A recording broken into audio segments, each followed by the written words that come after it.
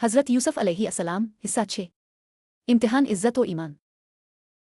جب حضرت یوسف علیہ السلام جوانی کو پہنچے، اللہ نے انہیں حسن علم اور حکمت سے نوازا، مگر اب ایک نیا امتحان ان کے سامنے تھا۔ عزم مصر کی بیوی نے ان کو اپنی طرف مائل کرنا چاہا اور دروازے بند کر کے کہا، یوسف جلدی آؤ۔ حضرت یوسف علیہ السلام نے کہا، اللہ کی پناہ، میرا آقا میرے ساتھ بہت اچھا سلوک کرتا ہے، میں ظلم کرنے والوں میں سے نہیں ہوں۔ دونوں دروازے کی طرف دوڑے۔ عورت نے پیچھے سے ان کا کورتا پکڑا تو وہ پھٹ گیا اور دروازے پر اس کا شوہر آ گیا۔ عورت بولی، اس نے میرے ساتھ برا ارادہ کیا۔ حضرت یوسف علیہ السلام نے فرمایا، نہیں، اس نے مجھے اپنی طرف مائل کرنا چاہا تھا۔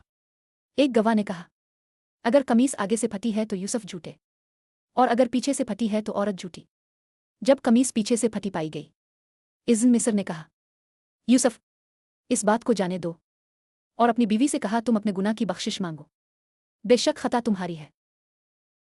سورت یوسف آیت نمبر 23-29۔ سبق: اللہ اپنے نیک بندوں کو برائی سے محفوظ رکھتا ہے۔ حیا اور صبر ہی ایمان کی اصل پہچان ہے۔